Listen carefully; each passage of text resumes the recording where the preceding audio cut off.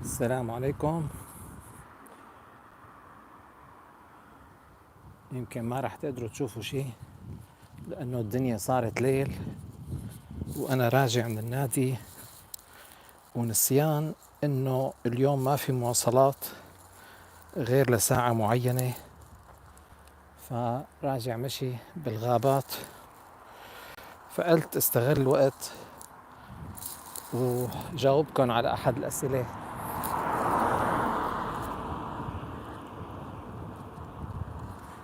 فهذا الجو من الظلام ذكرني أو حسيت يعني السؤال يلي بدي جاوب عليه المناسب لهيك أجواء ظلامية هو لما حكيت لكم قصة، يعني طرف من قصة الملاك يلي ظنيت نفسي شفته أو ما بعرف شو هو لهلأ يعني.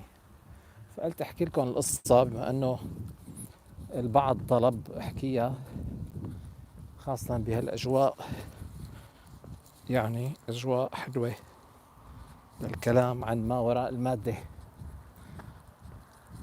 أنا شوي عم بستعجل، تواظوني يمكن صوتي يلهث لأنه مشان أوصل بكير شوي. والحمد لله في اختراع اشتريته يمكن من أمازون من كذا سنة بشي 10 يورو يمكن، بيعطي إضاءة قوية كتير، فرح حطه على راسي هلأ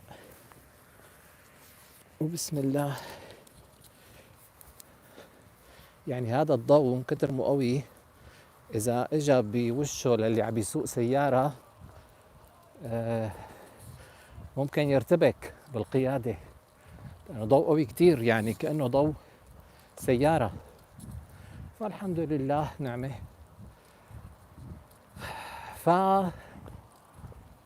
فقصة هديك الليلة اللي طلبت فيها من ربنا انه يورجيني ملاك، القصة كانت انا بعتبرها يعني من اجمل ليالي بحياتي كلها، من اجملها ما بنساها. القصة باختصار، حاول اختصر انه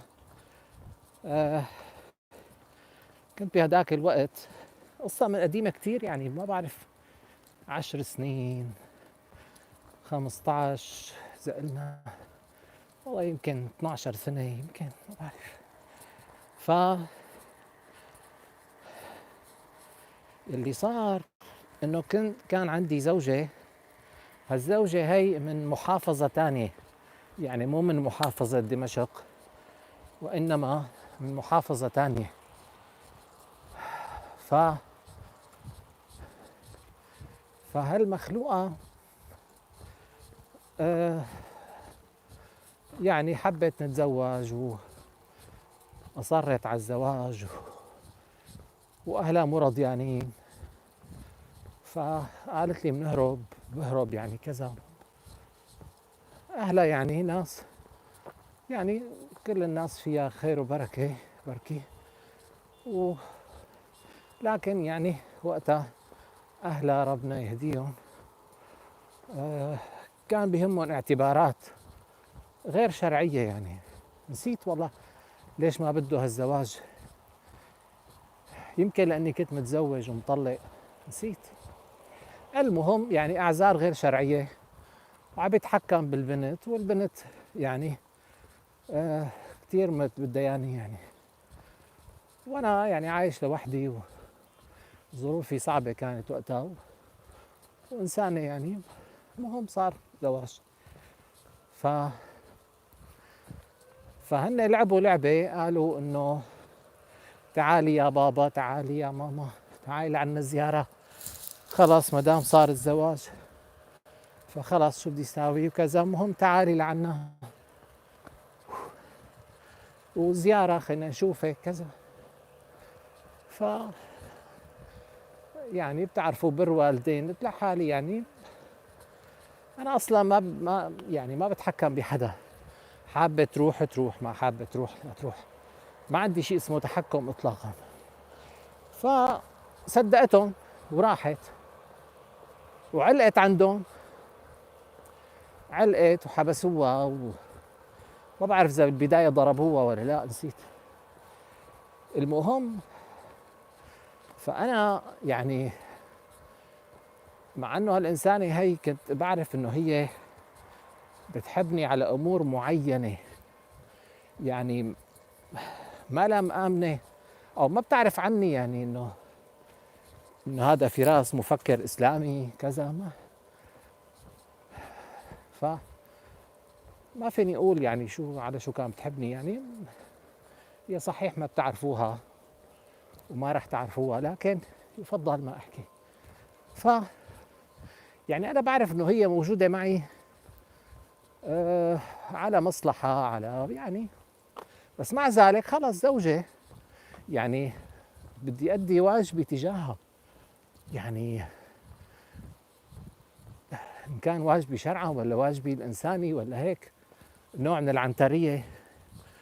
ما بصير يعني وحدة عم تدعي محبتي وأنا أتركها بحجة إني خايف على حالي مثلا أو شيء.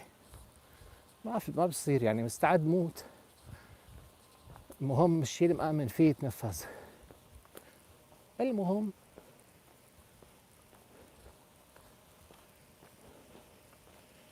هو الطريق يفترض انه مخيف، يعني هون اذا واحد انقتل ما حدا بيعرف فيه، وهذا ما بعرف مين هذا شاعل ضوه، ايه على الله كله خير. ف فانا طلعت بالسيارة وحكيت مع الشرطة. كان وقتها بسوريا بداية الأحداث، الأزمة السورية، معناتها القصة مو كتير صار لها زمان، يمكن 11 سنة، يمكن 12 سنة. كان بداية الأحداث ومعروفة، منطقة بتطلع بالأخبار معروفة كتير، ما راح أقول اسمها، مشهورة جدا، يعني كل قصف وأسلحة وشيء مرعب جدا. فأنا رحت على مخفر الشرطة هنيك بالمحافظة تبعها وقلت لهم إنه يا أخي هي زوجتي وهذا حابسها وكذا. قالوا لي إيه يعني قانونا مزبوط كلامك، بس مين هذا الشرطي اللي بده يروح ينفذ الأمر ويدق عليهم؟ ما فينا ندخل على المنطقة كلها رصاص، ضرب رصاص بين الفريقين، بين فريق الحكومة السورية وفريق المعارضة وهكذا. قال لي مين أنا شرطي بده يروح معك؟ اللي احنا خايفين على حياتنا. قلت له هذا اللي طلع معكم؟ طيب، حملت حالي ودخلت على المنطقة. سبحان الله، في الوقت اللي دخلت فيه ما شفت رصاص، يمكن سمعته من بعيد، يمكن ما سمعته، نسيت. المهم ربك ستر. ف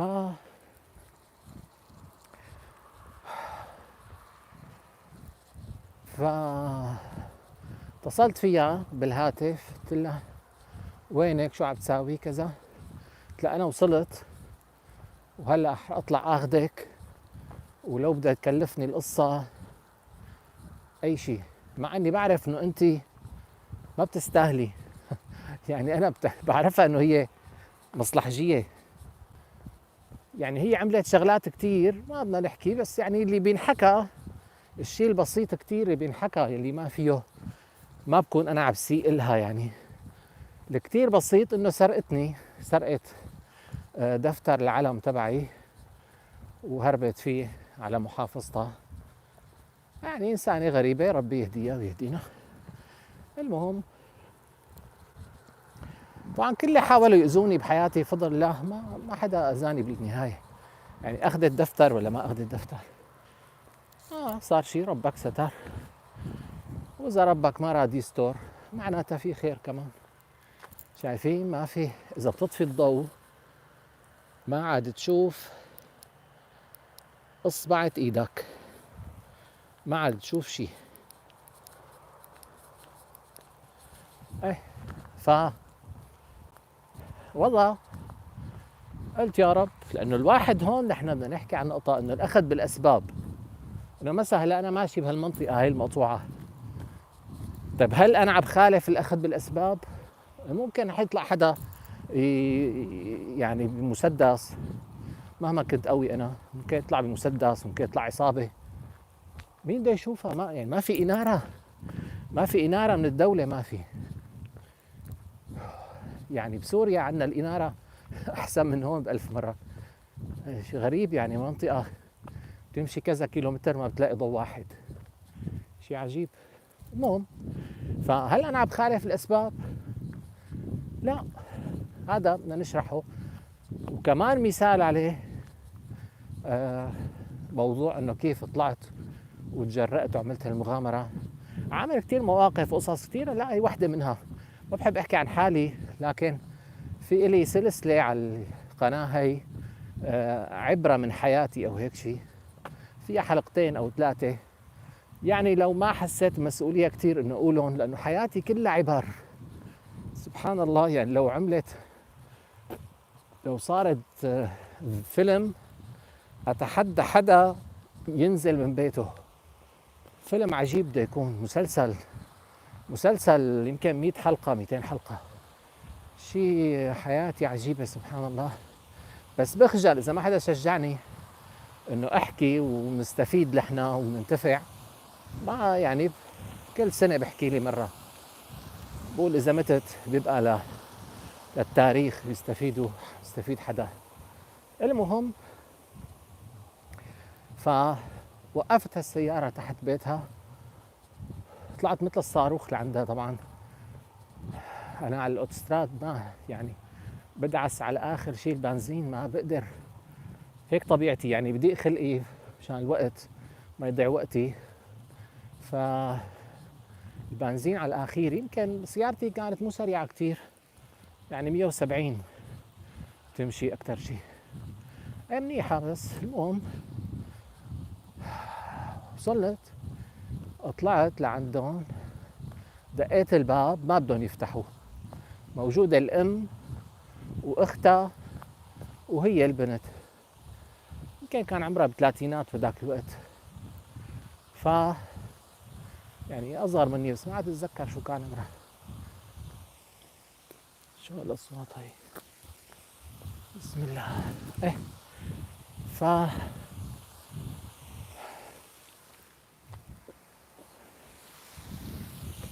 فإذا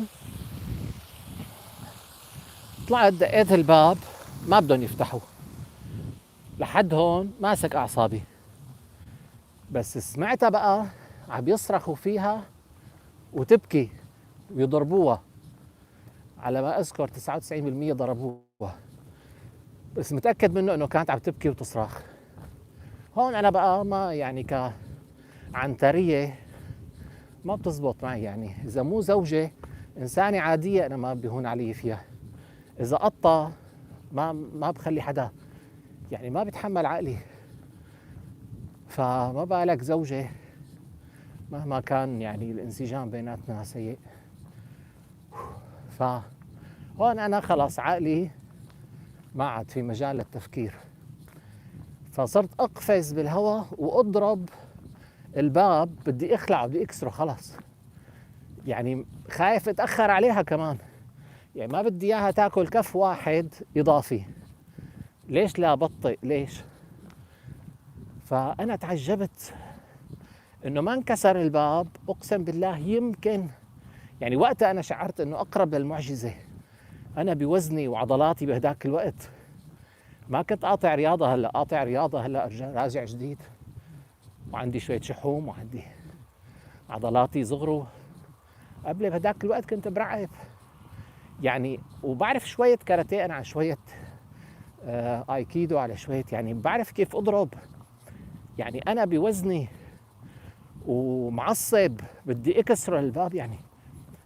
فسبحان الله ما انكسر. بعدين أنا عرفت جانب من جوانب الحكمة إنه ما انكسر، إنه الحمد لله اللي ما انكسر. فالباب شو يصير فيه؟ يبعد يعني يكاد ينخلع ويرجع كأنه مطاطة. بعدين قالت لي هي على الهاتف انه بعد فترة يعني من الحادثة، قالت لي الباب عنا ضخم كتير، سميك كتير، ومجنزر بالجنزير الحديد يعني، وامي واختي ساندينه.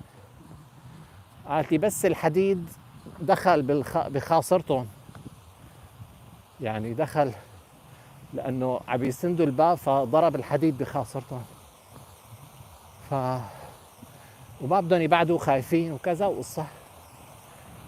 فانا لما لقيت انه الباب سبحان الله ربك مو رايد انه ينكسر، وهن خافوا يعني ما عاد ضربوها. فهون فقالوا انه يلا اجت الشرطه، اجت كذا، اجى ابوها جايب معه. طبعا ابوها بقى دائما بيدعي وبيفتخر انه علاقاته مع القصر الجمهوري يعني مع الحكومه مع الرئيس، هيك بيدعي. هلا هي بتاكد هالكلام هذا. المهم فاجا جايب معه محامي من المحاميين الخطيرين يعني، اللي هن المحاميين تبع المسؤولين هيك على اساس، وجاي وبده يجيب الشرطه وقصه. ما بعرف هو ليش في شرطه اصلا تجرؤ تدخل هذيك المنطقه، مشهوره كتير. انا لو بسمعها بحكيها ما في اشهر منها بسوريا كان بهداك الوقت.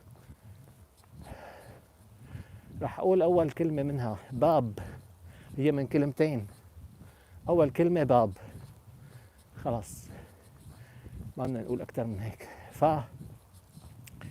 فابوها على اساس جايه وكذا، انا بقى لقيت ما عم بقدر اعمل شيء، ولما ما عاد بكيت هديت. انا نزلت بالسياره، قلت اتمشى شوي بالسياره، تفتل شوي لبين ما تفكر بشي حل. يعني ليش لهن يفاجئوك جايين معهم مثلا شرطه، جاي معهم حدا، او جاي معهم كتيبه جيش او شيء، لانه ضايعه الدنيا هنيك. ليش لا يفاجئوك؟ انت امشي لك 100 متر وفكر على رواق. والله مشيت على مهلي هيك بالسياره يمكن 300 متر، لقيت هذا، سمعت صوت خشخشه. انا بحتاط، بحب اقفز، بحب احتاط وشوف شو اللي جنبي يعني، ما بحب حدا يفاجئني، بس انه ما برتعب، بحب الاحتياط. هلا مثل اليوم الصبح هذا الكلب مو انه عوى علي، يعني هجم علي بده يعضني، ما بعرف ليش، فمشان هيك قفزت في الهواء. عدا انه يعني بخاف انا من ردة فعلي، يعني اجي مثلا ادعس عليه للكلب، قلت له يعتبروني هون بعدين بينزل خبر بالجريدة داعية اسلامي يقتل كلبا بلا رحمة، والله بنكون بشي ونصير بشي. فبخاف انا حتى من ايدي، بخاف كرياضي، بخاف عصب يعضني يجرحني، تيجي ايدي على وش صاحبه معصب مثلا، اذيه اذى شديد مثلا، ما بحب اعمل شيء اندم. بحب كل ما انت صرت رياضي اكثر، كل ما صرت قوي اكثر، بصير انت تهرب من المشاكل، لانه اللي ممكن تتورط فيه بسبب قوتك، بسبب كذا، ممكن تدفع ثمنه غالي، خاصة كواحد يعني انه داعية. يعني سمعته بالنمس شو بدها تصير، حيقعدوا يفهموا شو صاير. فبحاول احتاط، بحب احتاط، اما بالاخير اللي بده يصير يصير. ف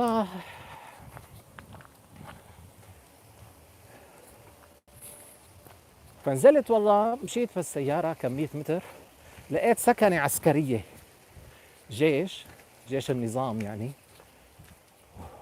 واقفين وكذا، وعتمة. والله وقفت، مع انه انا علي شو، انا هربان من الجيش يعني اصلا انا مو هربان، يعني رحت على الجيش وهربت، ما رحت اصلا، فمطلوب يعني. فاحلى شيء وقفت عند الجيش نفسه. دائما هيك بعمل حركات، دائما ما بخاف من شيء. بتلاقيني بنام على سطح المخفر نفسه، ككلام مجازي.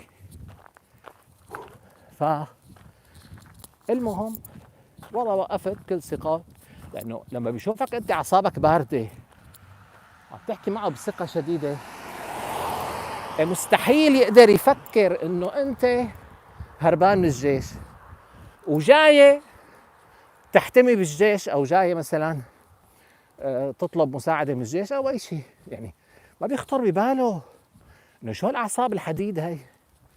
فهي من فوائد الإيمان، ربنا يجعلنا مؤمنين كلياتنا. فوقفت والله قلت له أخي كريم مين مسؤول هون كذا؟ قال لي العقيد. قلت له خليني أشوفه.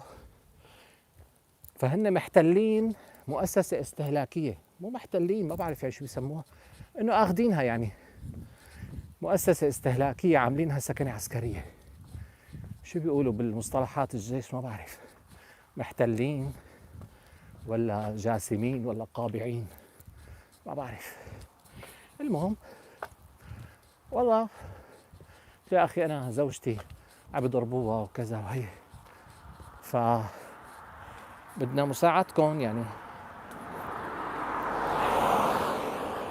قال لي اطلع عند العقيد. طلعت، فهو شخصية مرعبة، عاملينه خصوصي لهالأحداث هي اللي كانت بسوريا. يعني منتخبين أو مختارين الدولة، مختارين مثل وحش صغير مشان هيك أحداث. فهو منظره برعب، وأنا ما بيهمني شيء وكل برات أعصاب. قلت له يا حبيبنا القصة هيك. قعدت جنبه، وأنا عادتي لما بحكي بدون قصدي بحط إيدي أحيانا على الشخص اللي عم بحكي معه، يعني بدون ما أحس بحط إيدي يعني إنه حركة شامية، يعني إنه يعني مودة احترام تحية، إيش بعرفني. المهم جيت لمسته، قام نط العنصر قال لي اوعى تلمس سيادة العقيد. ولي هذا عم بصرخ، يمكن زعل الكلب انه كيف عم تصرخ هون انت، طول بالك زرعة بدقنا ما صار شيء. طيب المهم فشو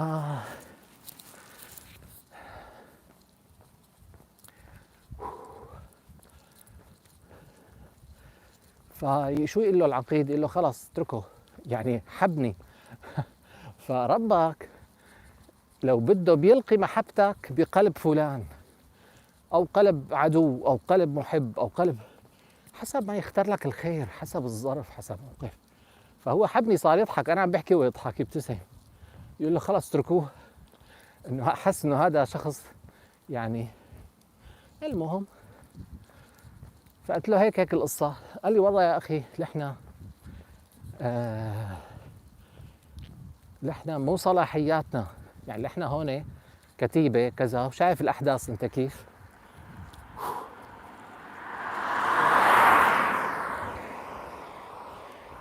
طبعا أنا وقتها ما بيهمني كان نظام ولا معارضة، ما بيهمني حدا، يعني لو شفت معارضة كمان بفوت كله نفس الشيء عندي، ما بيهمني. يعني بيهمني قوي قلبي، سمي بالله. وصار معي مواقف حكيت لكم إياها بالفيديوهين تبع من حياتي العبرة، لما طلعوا على الأغلب جبهة النصرة، هذاك اللي بيخوف، هذاك بيعدموه يعني غالبا. قلت لكم ما راح نعيد القصة، شوفوها هنيك.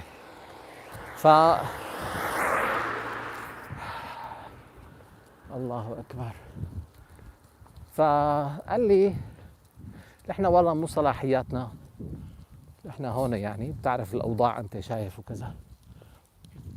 قال لي بس كرمالك، بما أنه هن جيراننا قراب علينا نفس الحارة، قال لي رح أتصل فيهم وشوف إذا بقدر فيدك. يعني هو شخص بيرعب جدا، يعني هو صار لطيف جدا معي بقدرة قادر يعني. فحكى معهم، يعني بتعرف معروف بسوريا انه انت تحكي مع مسؤول، لا وبظل الاحداث وقتل ورصاص مين فاضي لك ولا مين سائل عليك بس ربنا اللي بده اياه بده يصير اقوى من الدنيا كلها. فقال لي حاحكي لك معهم. اتصل فيهم قال يا جماعة بيقول مرته عنكم زوجته كذا.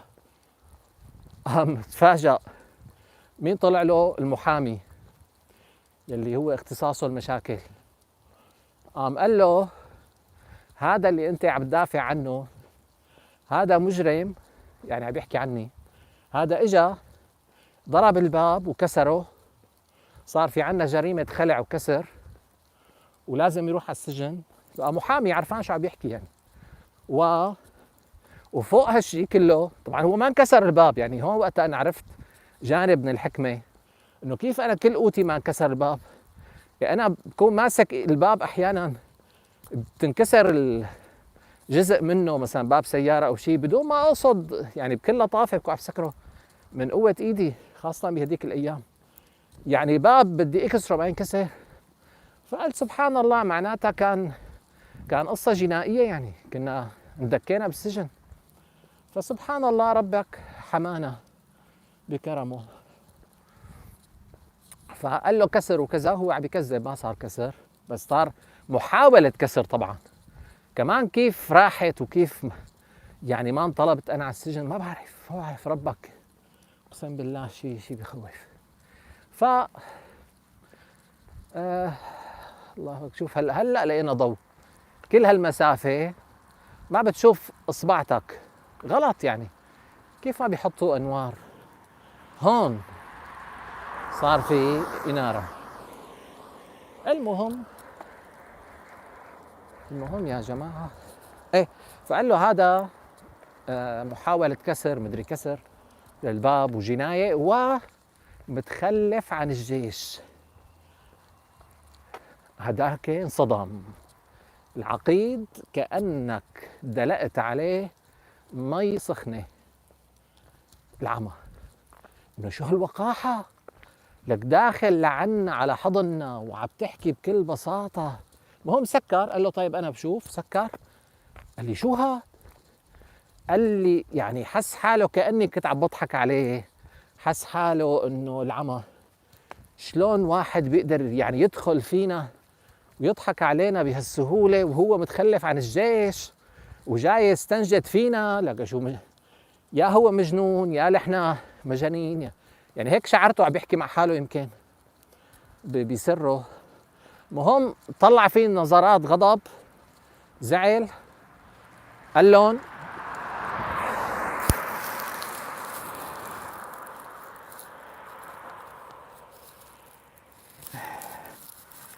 هات لنشوف. ايه يا رب. فقال لهم خذوه حطوه بالسجن، خذوا سيارته، خذوا المصاري اللي معه. كان معي مبلغ صغير يعني شي 20,000 سوري. فخذوا المصاري، خذوا السيارة كذا وحطوه بالسجن. السجن كان مطبخ لأنه هي مؤسسة استهلاكية واستولوا عليها مشان يقدروا يديروا الأحداث أو يدافعوا ما بعرف شو. فأنا طلعت هيك، فكان عمري وقتها إذا قلنا 10 سنين، يعني عمري يمكن 32 33 34. يعني أنا صار لي متخلف عن الجيش من عمري 18 سنة وما حدا قدر يمسكني. هلأ ب 33 ما حدا قدر يمسكني بدون ما أهرب طبعا. يعني كل برود أعصاب بطلع بالميكروباص، بيقعد جنبي الشرطة العسكرية، بيطلع بعيوني بيلاقي واحد مطمن 100%، ما بيشك فيني 1 بالمليون. رب يعني كله هذا كرم من ربنا، وهذا أثر الإيمان اللي أنا شفته بحياتي بآلاف المواقف. لذلك بتلاقوا يعني الإيمان لما واحد بيشوفه بالحياة بالواقع خلاص ما عاد شيء يشككوا فيه أبدا، ما عاد شيء يزحزحوا عن إيمانه، عم بيشوفه كواقع ملموس. لولا الإيمان شلون بيعطي نفسية جبارة، كنت أنا كشفت حالي بسهولة. كسكت كنت أنا كشفت حالي بس من الرعب، بس من شكلي يعني يعني هن عادة الشرطة بيشوفوا واحد بس بنظرة عيونه متلبك شوي خلاص، يعني إذا ما حطوه بالسجن دغري على الأقل بشكوا فيه، بيطلبوا هويته، بيحطوا اسمه على الكمبيوتر، بس يعني بس إجراء روتيني. لك أنا ما بيشكوا فيني حتى 1 بالمليون. فضل رب العالمين. وكلكم أنتوا تقدروا تعملوا نفس الشيء، يعني كل مؤمن بيقدر يعمل هل قوة النفس. فالمهم، فأنا اطلعت هيك قلت سبحانك يا ربي، معقولة بالأخير انسجن؟ معقول أنا أجيت برجلي على السجن؟ لأنه الخدمة العسكرية وقتها كانت 2.5 سنين.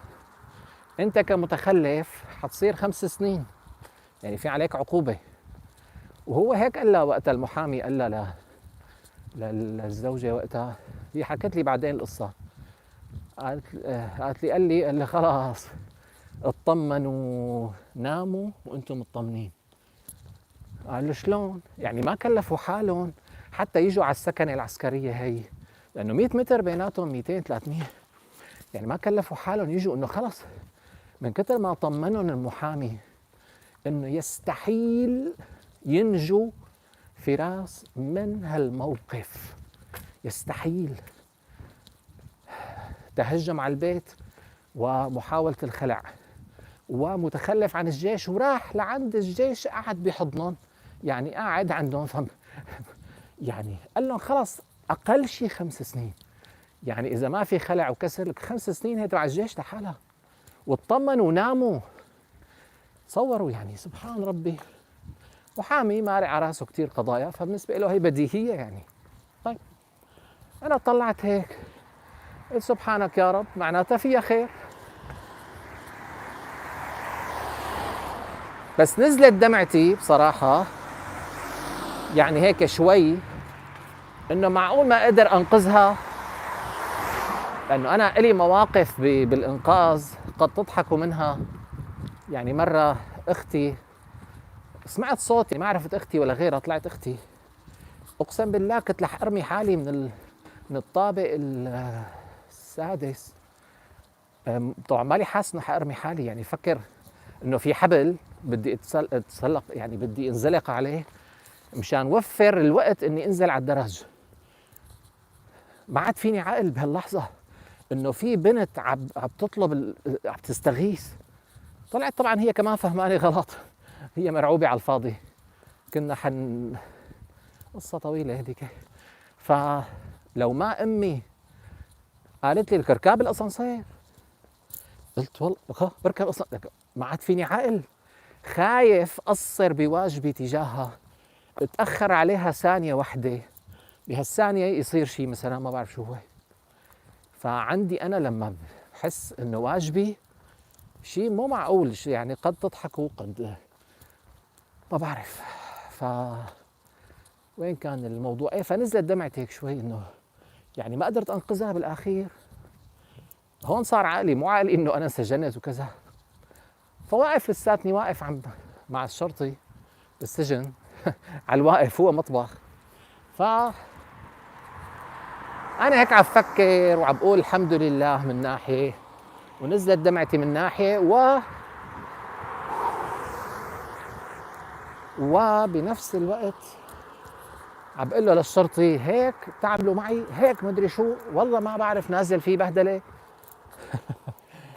قال لي لك ما بصير هيك تحكي معي. فانا عم بقرا بعيونه انه هو حاببني كمان، يعني تعاطفوا معي الكل، ربك هيك حط المحبه. فانا بقرا بعيونه الواحد وببني على الاساس. قعدت اقول له انه ما بصير، ليش هيك تعملوا معي هيك كذا، اخص على الرجال، اخص على المدري شو. فهو قال لك يا زلمه ما بصير هيك تحكي معنا، نحن شرط جيش. قال لك لك اخي، قال لي بقى تحكي هيك الله يخليك. قال لي والله بضطر يعني نعمل لك عقوبه. المهم ما في هالحكي كله 10 دقائق يمكن وقفت بالسجن، والله يمكن 10 دقائق ربع ساعة ما بعرف. نادولي، قال له شو طلع عليه؟ راحوا دقوا اسمي على الكمبيوتر. قال له قال له سيدي ما لقينا شيء عليه. قال له لا عليه جنائية، ما عليه جنائية، ما عليه تخلف من الجيش، ما عليه سياسية، ما عليه شيء. قال له ما عليه شيء أبدا. طلعوا هيك على أساس بدهم يوقفوني، وعلى الأغلب هن متعاطفين معي شوي، يعني العقيد حبني، كان ممكن ينتظر أكثر كذا، بس كأنه لقى حجة يساعدني، والله أعلم. والله قال طيب، عطوه سيارته، رجعوا له مصرياته، رجعوا له كل شيء، ومع السلامة. قلت له شكرا كثير. أنا هون عقلي يعني عقلي صرت بحالة روحانية مثل ما بيقولوا لا توصف. ركبت هالسيارة وطرت على الأوتوستراد، كانت الساعة حوالي 1 بالليل. أنا سرعتي يعني خرافية، فما عاد حبيت أركب سيارة، لأنه ما بحب أمشي ببطء، وما يعني ما بحب أسرع كمان نفس الوقت. ما عاد حبيت السيارات كلها. فطاير طيران وعم بفكر انه لك كيف لك انا متخلف عن الجيش، كيف راحت من الكمبيوتر لك؟ يعني لك اذا انا مالي متخلف، مين المتخلف لك؟ اذا انا من عمري 18 ما بروح متخلف. فشعرت كأنه معجزة محت السجلات، او يعني يمكن يكون في عفو طالع على حظي مثلا، بس يعني كل الأحوال في لطف إلهي يعني واضح، يعني ما في شيء صدفة.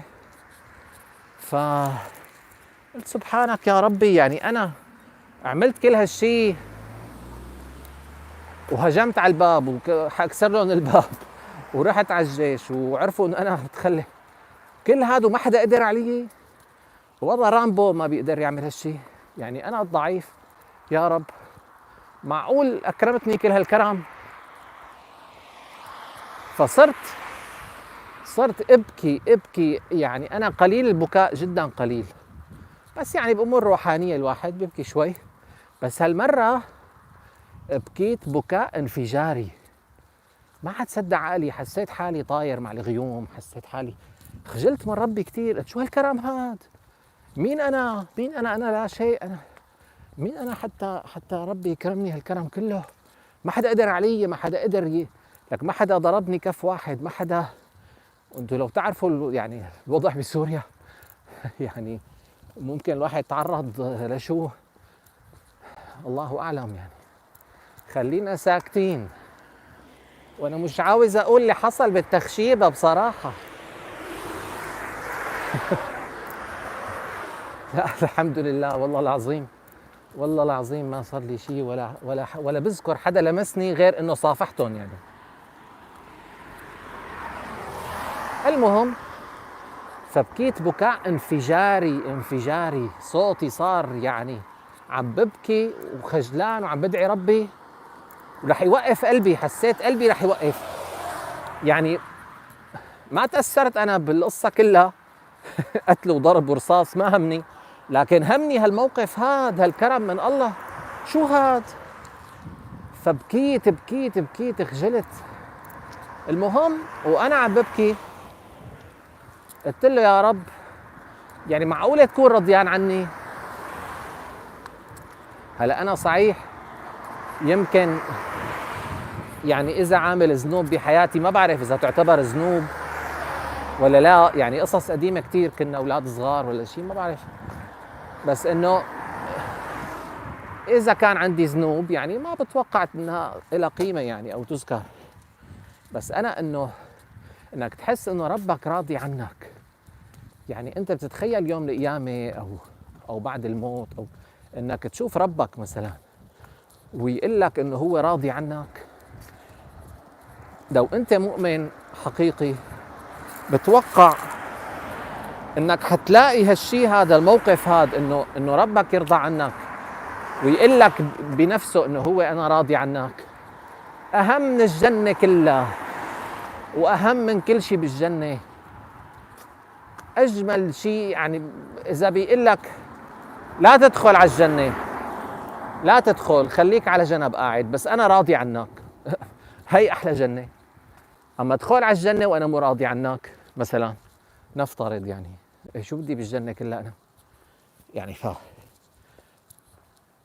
فقلت له يا رب إذا أنت راضي عني، ما عم بحكي حكي عم بصرخ صريخ وابكي فقلت له يا رب إذا أنت راضي عني خليني أشوف ملاك. طبعا وقتها ما كنت متدبر للمصحف، صحيح كنت عالم شريعة وكنت مشهور بالمناظرات بين السنة والشيعة بس ما كنت متدبر يعني. أما هلأ لا بقول ورجيني ملاك ولا بقول يعني عقلنا كبر. فهداك الوقت قلت له يا رب ورجيني ملاك إذا أنت راضي عني، ونسيت شو حكيت يعني. قلت هالجملة وخلاص نسيتها يعني. بلشت اهدى شوي شوي، بلشت نشف دموعي، لقيت كشك وقفت عنده، ما بعرف على شو سألته والله نسيت، يا على الطريق يا مشان شيء ما بعرف. قعدت عنده شي 10 دقايق، يمكن حكيته انه كيف بدنا ننقذ هالبنت هي، كيف بدنا ننقذها. هو من البدو لانه عنده عشائر وهيك فهمني. كنت عم بشتري من عنده انا يمكن عصير مثلا، قال لي ولا يهمك نحن عشائر وكذا هيك يعني. والاخير ما استفدت شيء منه، ضوع لي وقتي على الفاضي. لأنه بعدين اخذته معي كمان وطلعنا ونزلنا بالسيارة، ما استفدت منه بشيء. المهم الاخير حل ربك حله من عنده، واللي بدنا اياه صار بالنهايه، واخذناها غصبا عنهم بس بعدين بطريقه ثانيه يعني. المهم فقلت له يا رب ورجيني ملاك، ونسيت القصه وفت على الكشك. فت على الكشك، مشكله الطريق طلوع وانا حامل اغراض على ظهري، فعم بلهت شوي. شوف واحد ما بيشوف اصبعة ايده، بصير هيك بلد اوروبي ما في نيونة بالشارع. المهم ايه بقى خلصت الكشك، ركبت السيارة، كملت طريقي باتجاه الشام. طبعا صار بين هالكلام وبين الدعاء اللي دعيته يمكن 20 دقيقة ما بعرف. المهم نسيته يعني أنا. فجأة لقيت ضباب، فدخلت بالضباب، ضباب واصل للأرض يعني. شايفين هذا الضوء على الأرض بس عم بقدر شوف لهون، فعم بمشي بالسيارة ببطء شديد لأنه ضباب مغيم 100%. بحياتي ما شفت هيك منظر.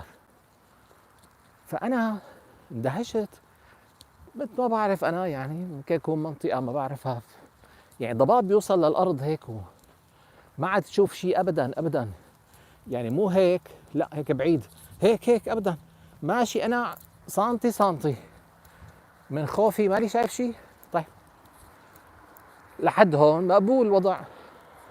فجأة وأنا بالضباب شفت نور من السماء. هلا ليش أنا إجا ببالي لكم هالقصة؟ مشان تشوفوا ضوء السيارات كيف شكله. شايفين ضوء السيارات كيف يعني بيختلف تماما عن الشيء اللي رح لكم اياه. لانه احترت انا بالبدايه انه شو هذا اللي شفته. وانا ماشي بالسياره داخل الضباب، ضباب ابيض يعني مو رمادي، ابيض حلو. لقيت نور نازل، اقسم بالله العظيم نازل من السماء، ما بعرف منين من السماء يعني، من اعلى نقطه ممكن نشوفها ضمن هالضباب. نازل من اعلى نقطه هيك شكله كانه مستطيل يعني، كانه شلال او مستطيل خلينا نقول، من السماء على سيارتي وعم يمشي مع سيارتي.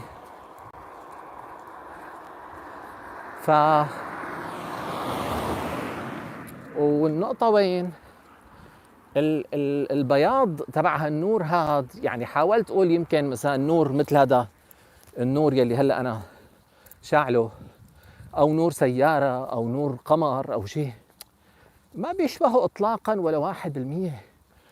قوي جدا وعم يتماوج، والبياض اللي فيه ما فيك تسميه بياض حتى، يعني خليط من ألوان نتيجتها الأبيض، كأنه ما بعرف، شيء غازي كأنه.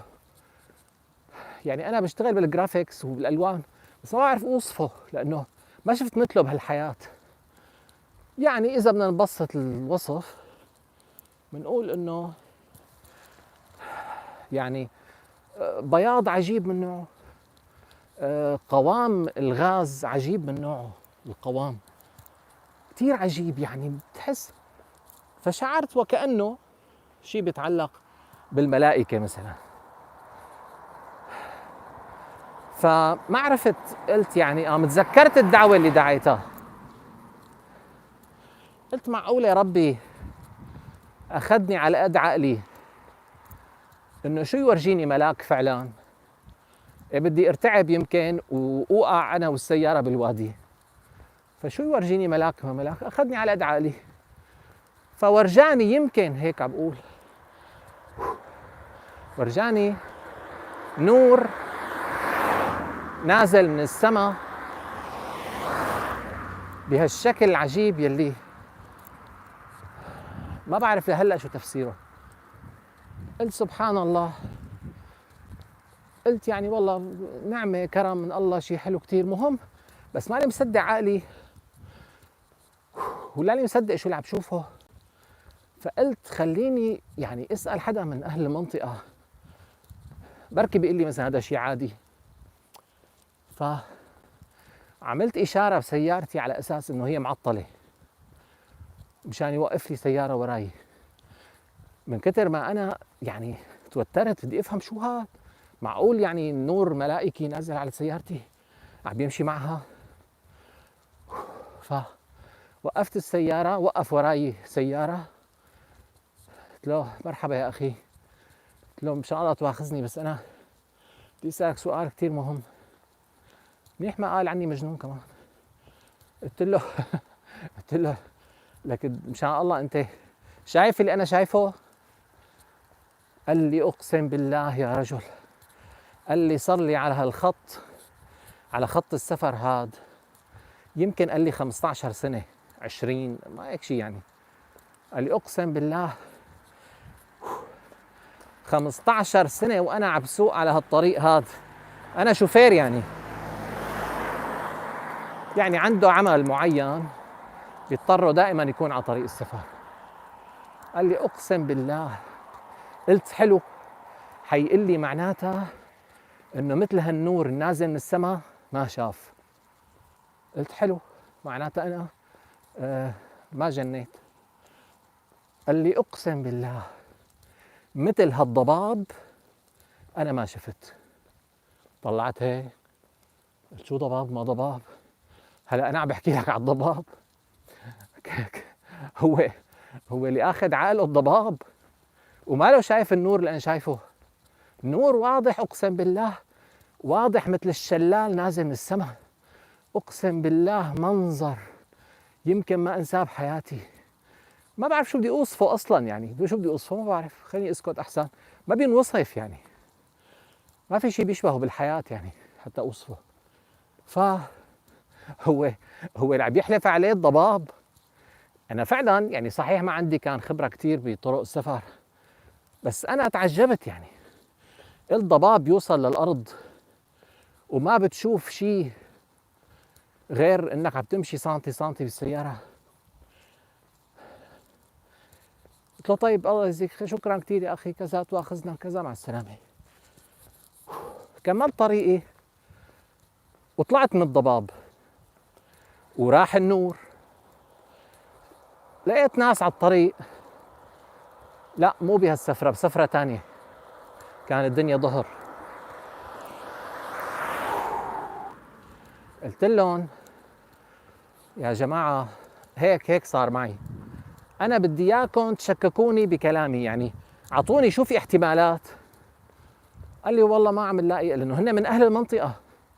قال لي والله ما عم نلاقي يعني تفسير غير إنه شيء ملائكي، لأنه قال لي لو كان ضوء سيارة كان تحرك مثلا، طلع هيك نزل هيك الضوء، يعني ضوء سيارة جاي من هنيك انعكس على الضباب نزل هيك يعني.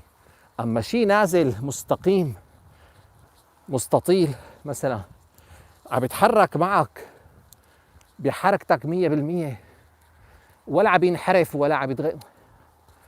قال لي ضوء قمر مو هيك، يعني شايفه القمر، أنا عم بتطلع على اليسار شايف القمر هيك عبارة عن ضوء صغير يعني، وشايف السيارات أضويتها كلها سخيفة كتير لا تقارن مع هالضوء هذا، هالنور العجيب.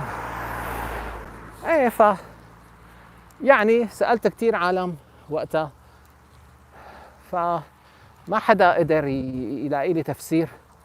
حسيت أنا إنه الله أعلم، يمكن هيك نور سماوي شو مصدره ما بعرف، لكن كرم من ربنا. الشاهد بحديثي، هي وصلت على البيت أنا، الشاهد بحديثي لأنه وقتها حكينا على الأولياء وما أولياء. أنت هالقصة اللي حكيت لك إياها أنا بيهمني اطمن على عقيدتك. هالقصة اللي حكيت لك إياها ورجيني شغال بس. طيب هاي القصة بتفيدك بشيء غير العبرة؟ يعني إذا أنا كنت ولي ولا ما كنت ولي بيهمك هالحكي بواحد بالمليون؟ إطلاقا ما بيهمك. يعني أنا إذا كنت ولي ولا ما كنت ولي، وإذا كان الله راضي عني ولا مو راضي عني، وإذا كان راضي عني بهداك الوقت نفترض يعني، مع أنه حتى ما في دليل، إذا كان راضي عني بهداك الوقت هل يشترط يضل راضي عني لليوم؟ ما في أي دليل كمان، ما في شيء. يعني أولياء طلعوا وطاروا ونزلوا بالسماء وطلعوا فوق المي ومدري شو عملوا، ما بيهمني أنا ولا بيهمك. كله هاد نحن ما منكذبهم، يعني ما بنقول أنتم كذابين ما صار معكم هيك، لا ممكن، بس عفوا ما بيهمنا.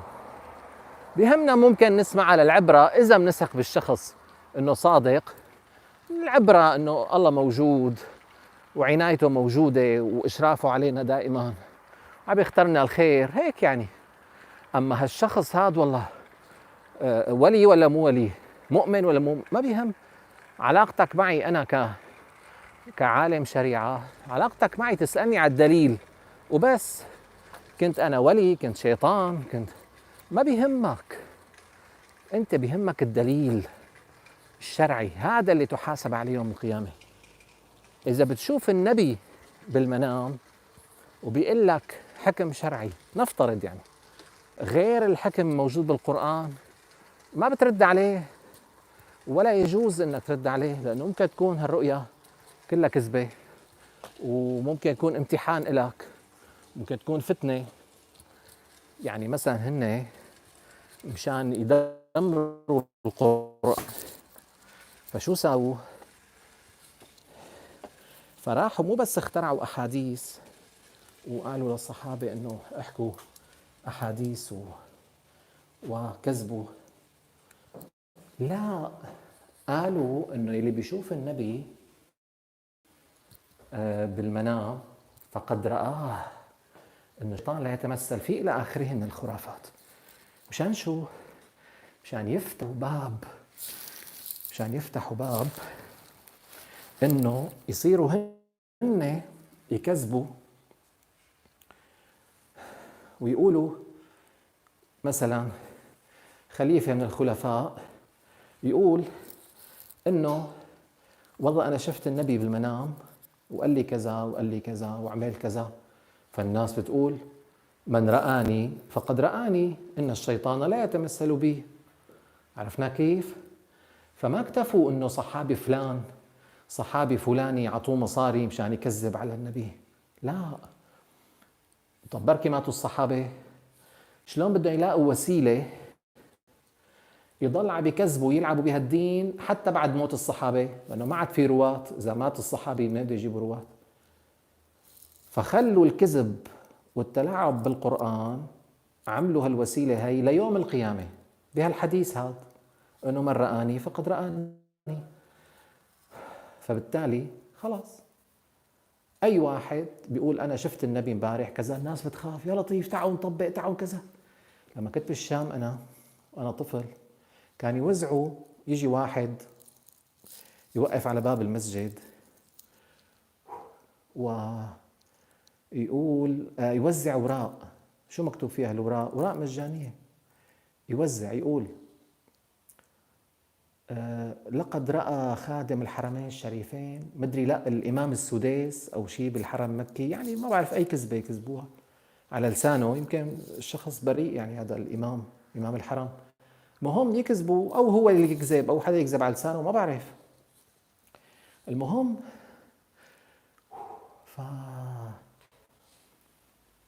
يقولوا شاف رؤيا بالمنام، والنبي قال له إن الأمة الإسلامية ستكون كذا وكذا، مدري شو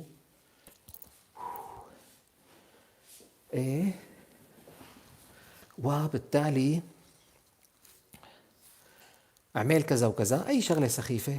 لكن شو ختام المنام، شو الخاتمة تبعه؟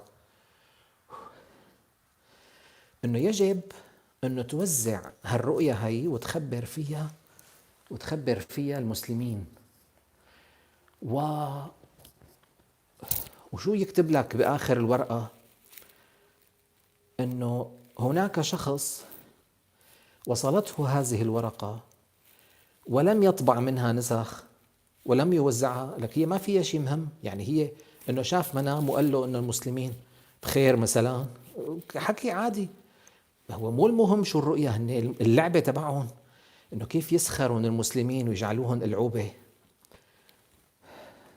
هذا كابس عن نفسي، الجاكيت ضيق. مشان يجعلون ألعوبة، شو بيكتبوا بآخر الورقة؟ هناك من وصلته هذه الرسالة ولم يطبع منها نسخ فدعسته سيارة، وآخر أيضا لم يطبع مدري شو صار معه، احترق، مدري مات، مدري شو صار، يعني عرفنا كيف. فشو بيصير؟ كل أحمق بقى بتصله هالورقة هي بخاف من الكلام اللي فيها، بيروح بيطبع منها مثلا 1000 ورقة وبيوزعها. كمان ال1000 ورقة بتصل لناس كمان أكثرهم حمقى، بياخذوا هالورقة هاي بيوزعوها. ليش؟ لأنه مثل ما قلنا نحن من زمان، هلا أنا فضل رب العالمين كنت طفل وقتها، يمكن عمري 13، وما انطلت علي الحيلة. قلت مستحيل الدين يكون، يعني مستحيل الله يحاسبني على هيك شيء، انه الدين انه والله واحد طبع ورقة انا شو دخلني فيه، بركي كذاب. فمع اني كنت مآمن وقتها انه النبي يتمثل، يعني كنت مصدقه هذا الحديث، لكن طب بركي هو كذاب الزلمة، يعني بركي ما شافه للنبي اصلا، هيك كان فكري. المهم فالخطورة بالموضوع إذا بيطبع ورقة، بيطبع وهكذا. ليش عم يطبعوا؟ لأنه مثل ما حكينا نحن من قبل، هذا بخار الماء، هذا من البرد اللي برا. مثل ما حكينا من قبل إنه الناس معظمها ربوبيين، بدهم إنه يعني بركي بيفيدنا، بركي هالورقة فادتنا، بركي بتجيب لنا رزقة. إيه صحيح حاطين فيها كلام إنه كمان بتجيب لك رزقة، وكمان من هالخرافات إنه يا بيجيب رزقة يا أما بتدفع عنه شر يا كذا. ما بيهمه العقيدة، معظم المسلمين ما بيهمه إنه عقيدتك سليمة الله راضي عنك، بيهمه شو بنتفع. طب بركي اندعستني سيارة، هلا هذا اللي بيهمك. ما بيهمك أنت إنه تكون مشرك عند الله لما أنت عم توزع أوراق وتكذب وتشارك بالكذب هاد على عم تضحك على المسلمين أنت، وعم بتصدق هالخبر، ما بيهمك. لأنه الناس ربوبيين. أما أنت لما بتعرف من هو ربك وبتآمن فيه وبتتجاوزه كمان إلى الله سبحانه، هذا المؤمن.